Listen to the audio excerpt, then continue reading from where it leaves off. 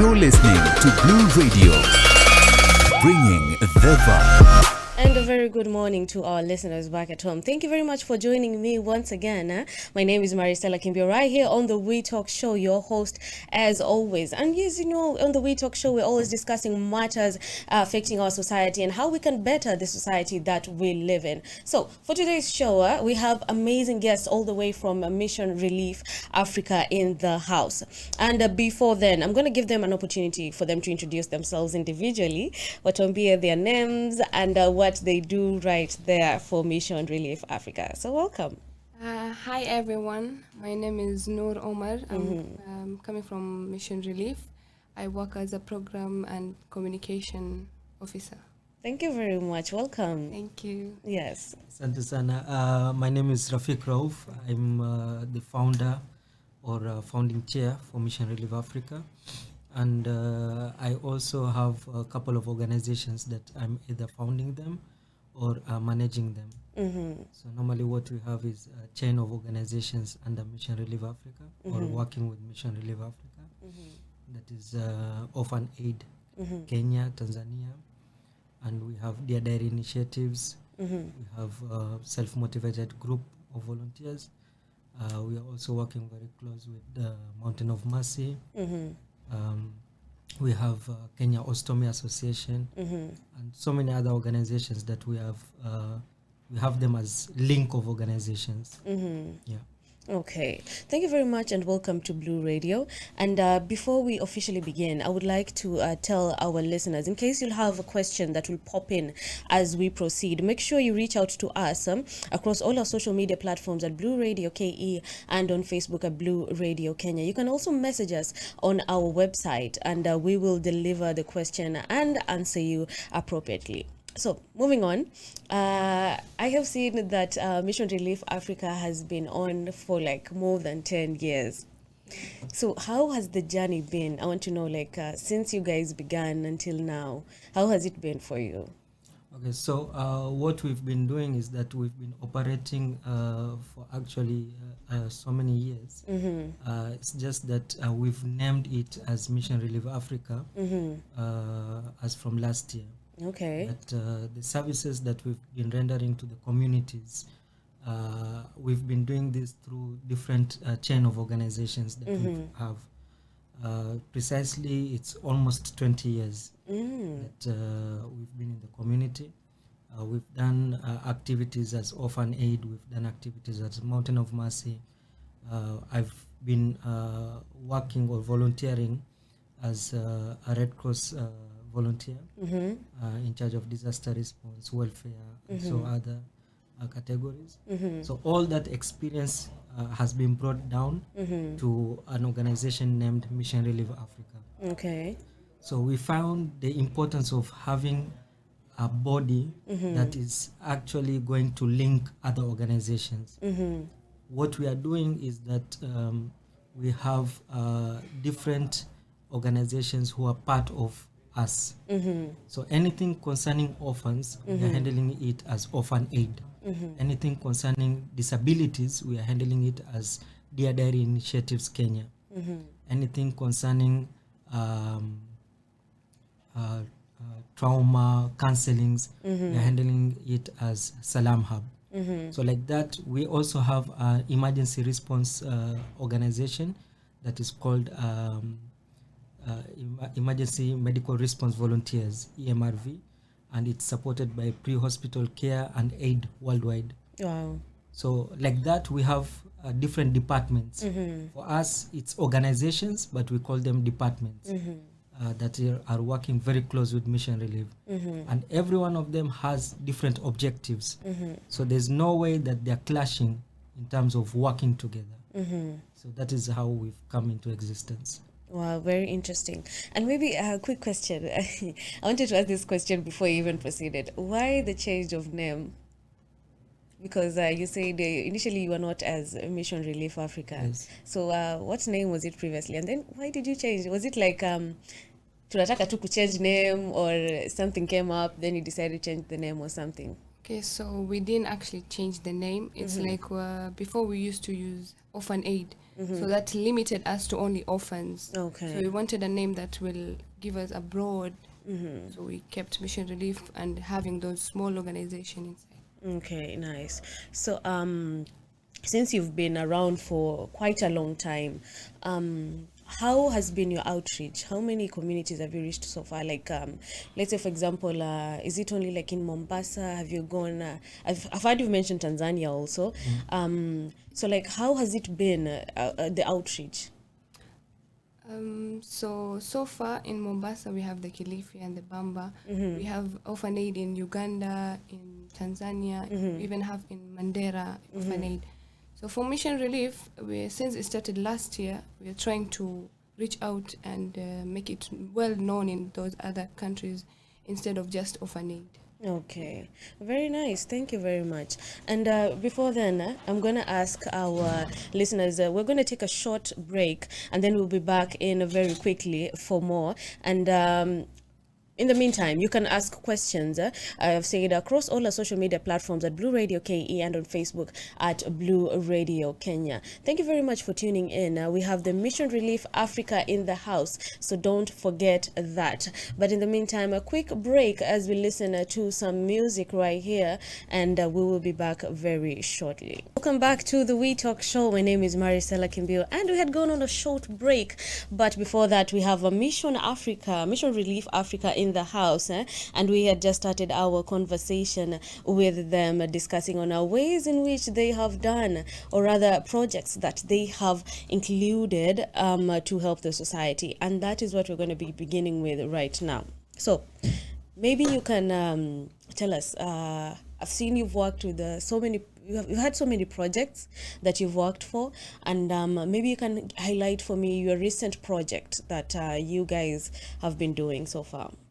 Okay, so currently, previously what we've done, a couple of projects that I can say that have still lasted are majorly farming projects and also period poverty. Okay. So in farming project, what we are doing is we are targeting the drought affected areas.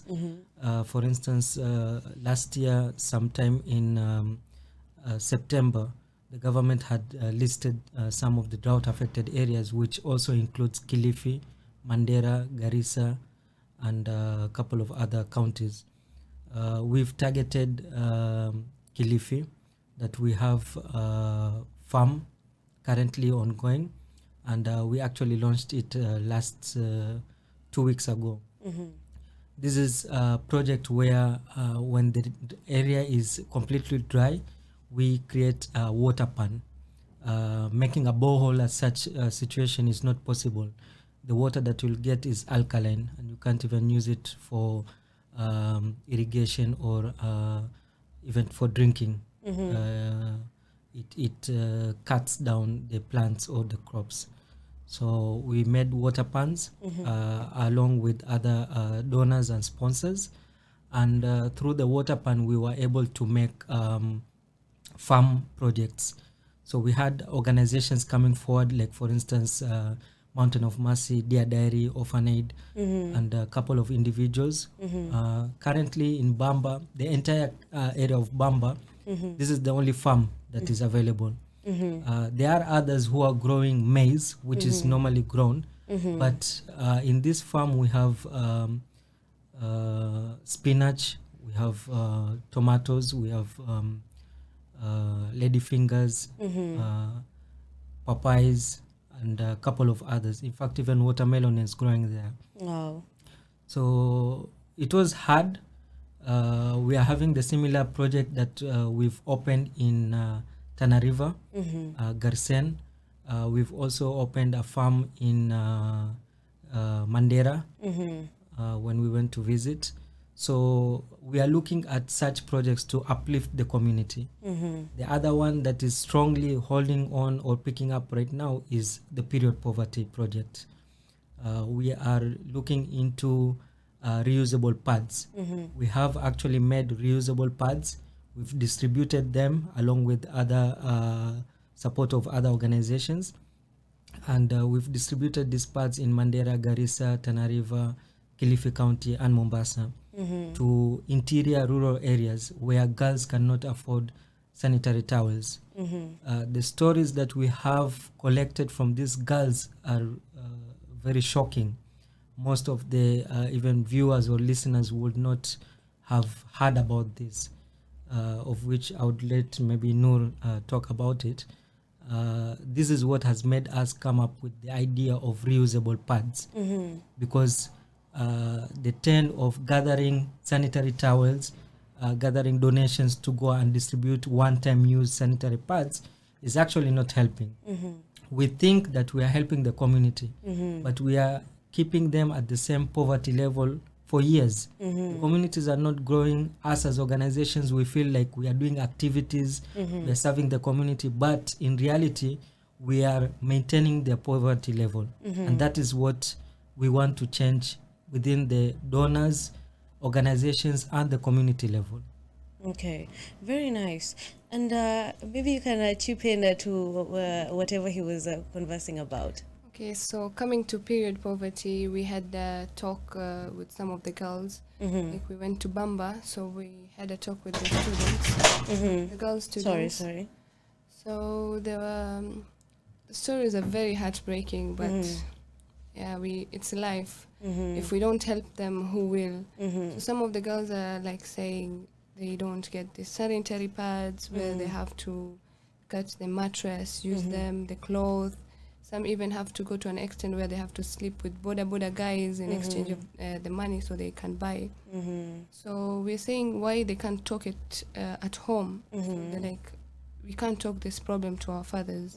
Like there's no way me as a girl I could go to my father and tell him that I need this because I'm going through this.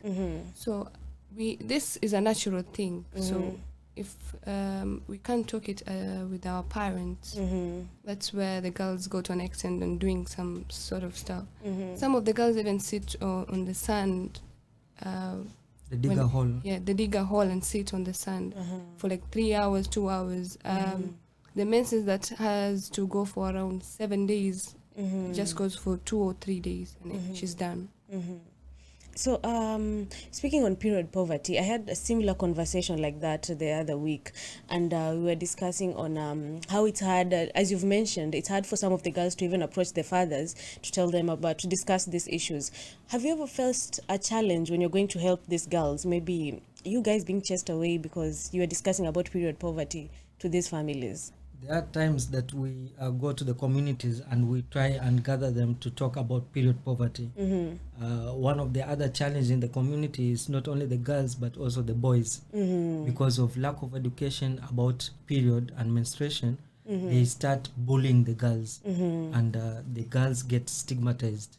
So when they are on their periods and suddenly if there's a bloating going on, then they're being laughed at. So what we did, we actually gathered a school or a couple of schools, and we talked to the boys as well about the natural process of menstruation. The challenge we faced is on the parents' side.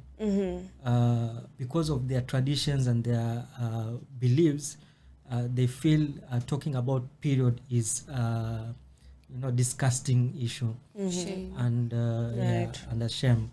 So we tried talking to them. A couple of them were ignorant about it. But when we talk about the consequences of not addressing these matters, then they realize, yes, it is our own daughters who are getting hurt. So like in Bamba community, we've sat down with a couple of them. We normally involve the spiritual leaders, if it's the church or the mosque, and the area chief, and also the village elders. Then we address these issues. So that is how we normally tackle the problems. Nice. And on another project really that has captured my eye that you guys do is the one on mosque appeal. I think mosque appeals, where you build masjids in the community. I think this is the first organization I've interacted with, or I'm even familiar with, that they do this kind of thing. So what is it all about? Because I'm interested to find out about it. So So in the mosque appeal, what we do is we have rural areas where either it's occupied more with Muslims or Christians. So depending on the need of the religion in that area, then we look for donors who would be able to support the building of either mosques or other institutions. The same way we have borehole projects and we target hospitals. This is one thing that many of the donors or organizations might not have looked into, but in our research we found out there are a couple of hospitals that are running and they don't have water. And most importantly, they have a maternity wing. In this maternity wing, we've actually, with support of donors, opened a borehole in Ukunda in a hospital, GMG hospital, and opened another borehole in Kilifi, Roka hospital. Both these hospitals, they say that when someone comes as a patient, they have to come with a jerrycan of water. When a lady comes for delivery, they come with the jerrycan of water. So such stories, they really touch, and this is what we are looking into, community service. You rather support a hospital that is going to maintain, the borehole and the community at large. Then many of the times, if you see, because we go around to the communities, when you go to these communities, you'll find hand pumps being kept from one place. After around 5-10 meters, you find another hand pump. Why? Because the previous one has blocked, because there's no maintenance. The community doesn't have responsibilities. So when we come in, we are trying to build a subcommittee within the communities, and then we make them place us as part of the subcommittees, so that we have the follow-up and they make sure that they are taking care of these projects.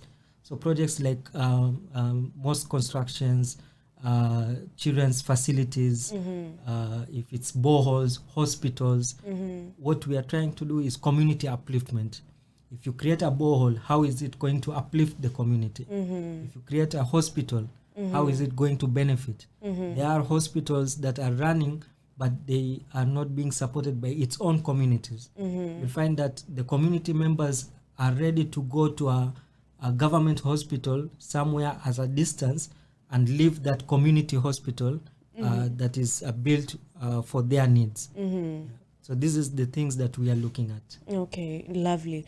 And when we talk about donors and how you guys are financing your projects, so where do you get your donors? Where do you get your money to finance these projects from? So about our donors, we post these activities that we do on our social medias, and that's where the donors come. Or and amongst ourselves, the individuals who donate some of the donations. So do you have what will I call them? Anonymous donors. Do you also accept anonymous donors? Yeah, we do. Okay, lovely. And maybe have there been any success stories from the people or even the communities that you've helped that have reached out, come forward and said, wow, you guys helped us a lot, this and this, I've come from here, right now I'm here, and it's a very huge step for me? For that story, we would say the Bamba farm, because they've been having drought for a long time. They didn't even believe that they would have a farm by now.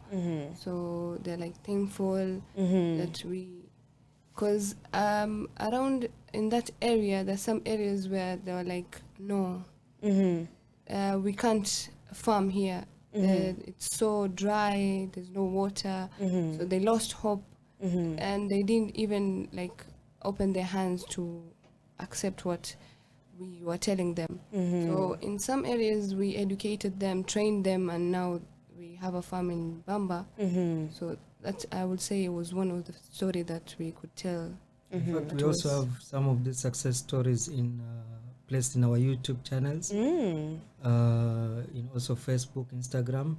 At the community level, they give their testimonies. Some of them, we have them in our galleries. It's just a matter of editing them. Maybe I would touch a bit on the donors part and fundings. we have something called as IGA, income generating activities. Most of the time what happens when you get donors, their donations are meant to go direct to the communities. So we have a policy of that whenever a donor donates something, it has to go to the community. To run our projects, for us to go towards the community, we need to do a survey before the donations. There's a research that we do before. Where do we know where to keep a borehole? There's a survey team that lives and searches for areas, hospitals, facilities. So for that, we don't have donors, and we depend on income generating activities. Currently, we have chicken, poultry a farm that we sell chickens to raise income. We also have our own delivery system where we deliver food stuff or letters, motorbike delivery. We also have bicycle deliveries that we are looking into to save, maybe to promote into the climate change, and so that we go carbon free. It's something it will take probably years, but if we don't start it, someone else wouldn't as well. So this is a few of the income generating activities that we are doing. Part of it also being trainings. So we do provide training in volunteerism, leadership, management. There's first aid training that is being provided by our partnered organization. So that is what we depend on. So far we are not able to, but at least we are looking into reaching the targets. Nice. And I've seen you also work with hand in hand in helping orphans as well. So how has it been with interacting with the orphanages, reaching out to them, helping out? And, most of the time, this is more personal. When you engage with children, you happen to create such a bond with them that you carry it with you everywhere. So how has it been for you guys? For orphans, sure, this is something interesting, and I like giving out some of the facts that many people are not aware of. And one of the top facts that I would give out is that the orphanages that we think that are carrying orphans is not actually orphanages. Within Mombasa County especially, and we haven't done research to the entire Kenya, but majority of these orphanages, I'd say 98% of them are not orphans. Why is that so? They have children that are coming from poor families. They have children whose either father is alive, mother is alive. They have children who are there as boarding school, including within Kisauni. There's a research that we normally do. Our system is that we do not get involved with any orphanage until we see the registration of the orphanage. We see the death certificates of the parents or either of that parent, the orphan who is there. And trust me, many times we do not get these documents.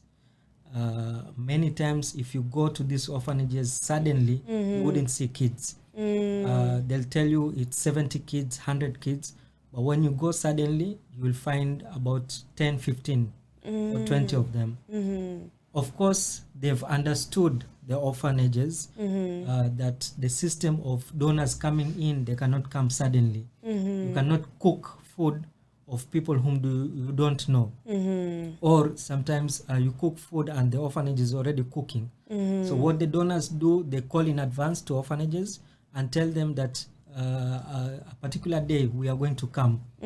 How many kids are we going to get? They'll tell you 70. Then they normally do what is gather kids. We found that several times. During school holidays, most of these children, they go home. Where do they go? We have actually also, probably by now, even the caretakers of these orphanages, if they're listening, they'll be even more alert, because this is a system that they've never known.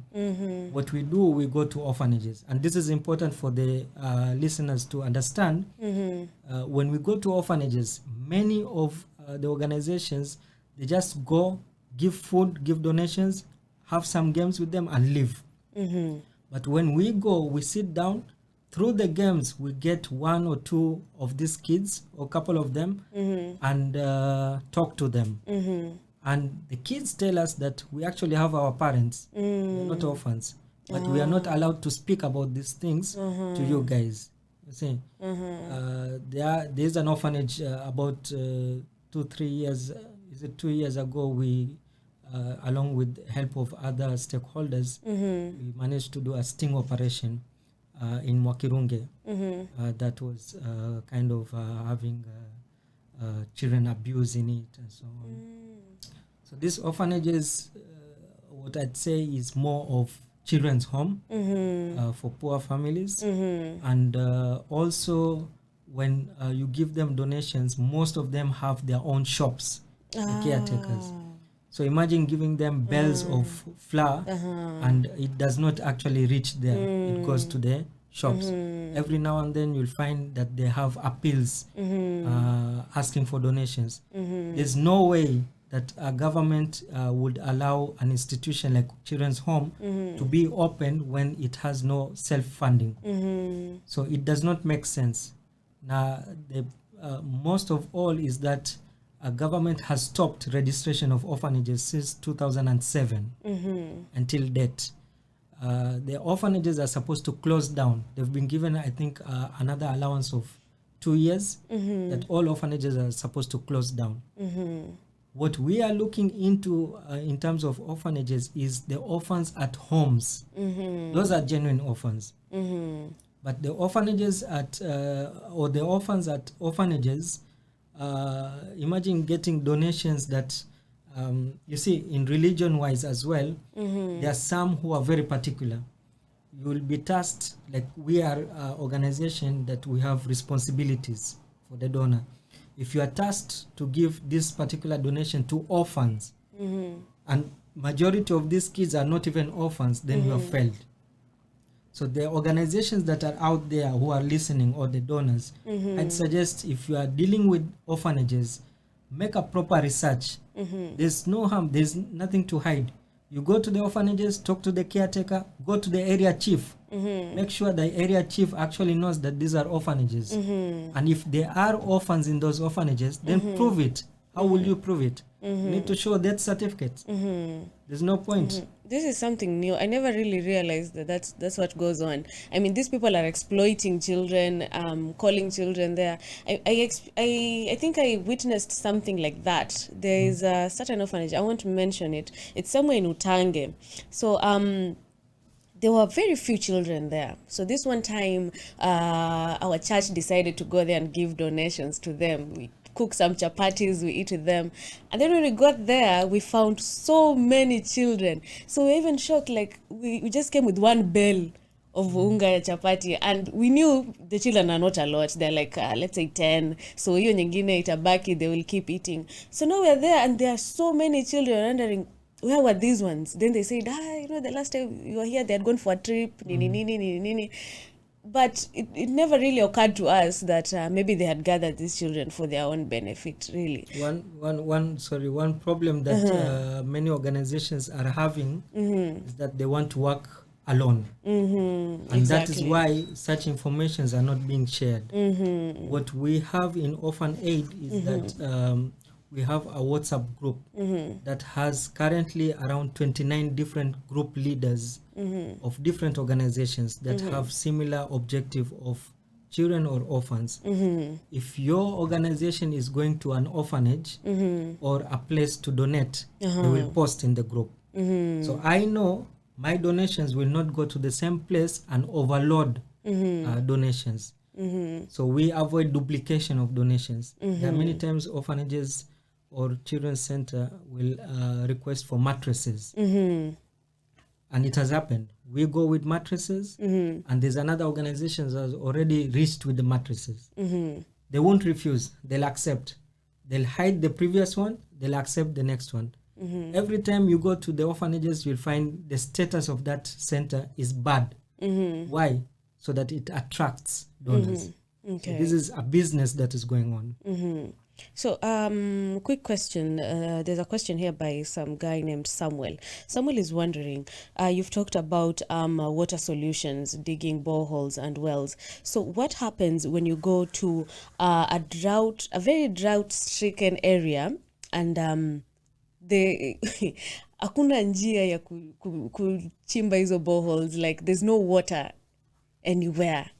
So there's no way to dig a borehole and even get water out of it. So what are the solution at that point? Just like we did in Bamba Farm, because the water is alkaline, we can't dig a borehole. We digged a hole, then we kept water pans. A hole, then we kept water. That is how they use. So they use it. Okay, so what if the water runs out?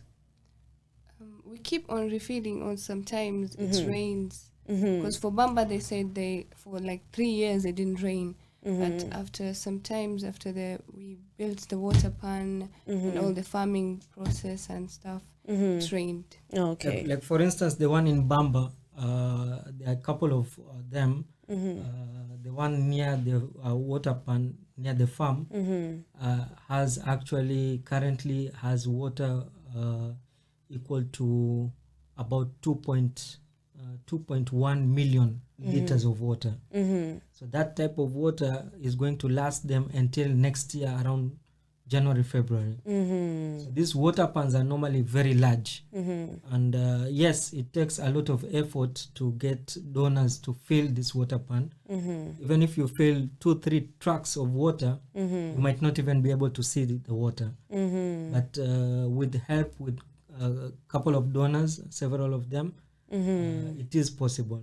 We tried during the early ages of Bamba, and they reached a point where we even felt like giving up.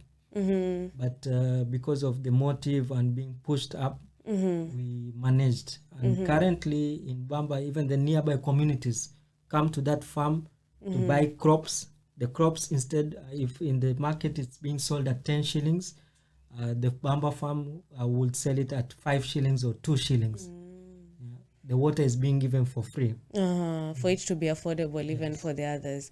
And we've talked about relief food that I've seen you guys worked. Okay, the Bamba project has been quite big for me because it was around 600 families that you guys were feeding. So 600 families is quite large if we look at it at that point. Was there a point that this food was not enough, that it didn't reach all the families that were required? Most of the time what happens, if we go to the communities, the food might not be enough as well. For the crops, usually the crop that we have in the farming project, it is enough. It's enough to a point that they can even sell it out to the market. And currently we are looking for investors or different companies who will come pick the crops and go sell it. When we get raw food donations, we prefer having such projects of farming. But when we get raw food donations and it's not enough, then we address the community first. The community are also in a position of sharing out these foods. So usually they understand that it's important for them now to live in unity than even fight. And another question from Betty. Betty says, you've talked about issuing recyclable pads, that is the washables. So where do you get the recyclable pads? Do you guys make them yourselves or do you buy them from somewhere? For the first project, we had a workshop in Bamba, but it had to close down because of the ministry. They said about not opening a workshop or some sort of stuff in the school. So that's where we used to make our reusable pads. We had around 5 tailors, women. It was sort of women empowerment. So we gathered 5 tailors. They used to make the reusable pads, and that is how we gathered and distributed in other places. But since the workshop in Bamba is closed, we have one in town where we make those reusable pads and distribute. Have you never thought about helping that skill with the girls when you're going to educate these girls about period poverty and even give them the reusable pads? Have you never thought about let us help them with this skill of how to make reusable pads so that they can make them for themselves? So for all the places that we went, like in Mandera, we introduced that idea of teaching them on how to make the reusable pads. They have catch that idea and then now like being trained on how to make it. Also in Garissa, we introduced that. We are waiting for their feedback because they said they have to talk to the school and make it some sort of a club where they make these reusable pads. Okay, so maybe as we are about to close, what is the future like for you as Mission Relief Africa? Do you have set goals for the future as an organization? Yes, as an organization, we are looking into stepping in at least every part of the country within Africa, as the name says. And we are looking into stepping in these countries with long-term projects. And one of the best project that we are looking into is the sharing of ideas and changing the mentality. I believe Africa at large and Kenya as well has a lot of resources. We are able to do a lot of stuff. But because of being used to donations, we feel this is the easy way out. You find in the streets, you have so many beggars. We have an initiative of getting these beggars weighing scales so that whoever passes at the streets, instead of just putting a coin for them to help, they measure their weight and keep coin. So it changes the mentality from being a beggar to a business person. But most of them, they refuse. They openly refuse. They say, if you keep a weighing scale in front of me, the person might not come and put because they might not want to measure their weight. That's when they won't put coins. They make more money through begging than businesses. So this is the mentality we need to change. And before we change this mentality to the beggars or the community, we need to change this mentality to the donor perspective, the organizations, the individuals who are out there thinking that they are helping. In reality, we are not understanding the system of helping. Volunteers feel like we need to go and volunteer our services to the community. But what is the right way of volunteering? What is the right way for a donor to help the community? If your donation is not going to help them self-sustain, it's not going to help them grow on their own, then you are not helping them. You're just maintaining them to a level that, okay, mwaka huu ama this year I've maintained you to this poverty level. The next year you look for another person who is going to maintain your poverty level. That is what is going on. So we have initiated the same idea in Tanzania and Uganda. We actually tried going to Ethiopia. We tried to do one activity. In Tanzania, we are going to do several of them, obviously through the government as well, that we would request. So this is what we are trying to do.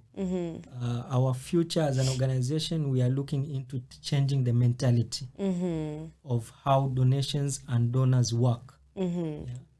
And I actually, you've mentioned about beggars, and I've remembered I saw an interesting story in Tanzania where they were talking about making a change for the beggars. So instead of dropping coins, you drop food for them. So you just drop like a biscuit or like a loaf of bread for them instead of the coins, because most of these beggars, they work for people.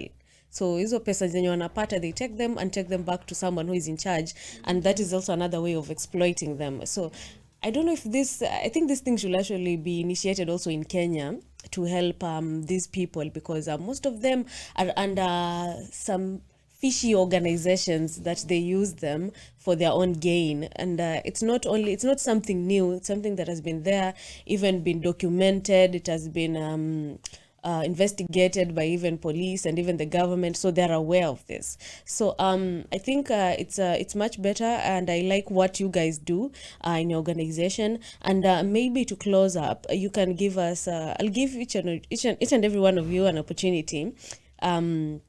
What do you want to tell people out there? You can it can be around it can revolve around you yourself, and also around the organization as well. What I would like to tell the people is we do not look for short-term solutions. We look for long, because you can give them a little today and tomorrow they'll be the same. So we find something that will last and help them for long. Thank you very much.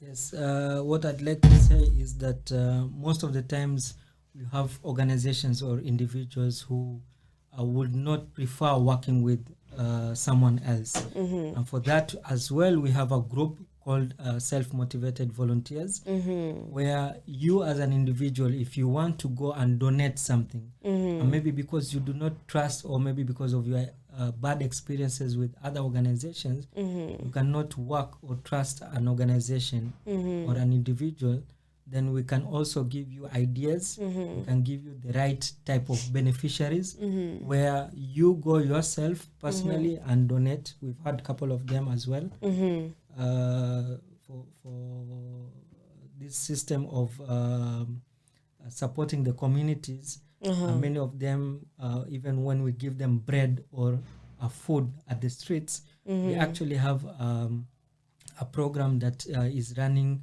for the past 4 years, and it's called a street feeding program. We feed the street about 400 to 450 individuals twice a week, every Tuesdays and Fridays. That is cooked food. And these people whom we are feeding are not beggars. These people whom we are feeding are not the street boys, but they are individuals who work during the day and then they sleep at the streets so that they can save the cost of accommodation. And we've been doing this since the COVID time. Even when it was restricted to go out, we had special permissions to go and feed. And we normally do this at night at around 10:30, 11:30 p.m. So we have people, like for instance, the women who sell coconuts or nazi at the bus stages. We have people who work at the bus stages and they sleep at the streets. We have women who are about 120 of them, business women, but they sleep at the streets. So these are the people whom we are targeting to support.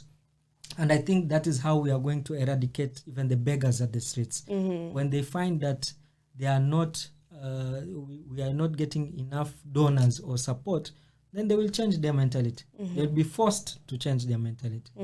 So that is what I would say. Okay. Maybe before we end, we could share our contacts. Yeah, of course. That's what I wanted to say. Lastly, maybe you can share how people can reach out to you for the anonymous donors, and for any person who wants to donate, and people who want to know about your organization at large. Yeah, so we have our website that is missionreliefafrica.org, and we have our phone numbers in case of emergencies. You can always call 0742 620 769 or 0740 444 694 or 0735 444 694 or again 0721 794379. These are our contacts, and if you enter in our Facebook, Instagram, you'll also find a toll-free number that for any emergencies, you are not being charged, but you can also respond with help of our partnered ambulance services and also emergency medical technicians. So any type of road accidents, any types of natural or man-made calamities that are coming up, we also have a toll-free number for that.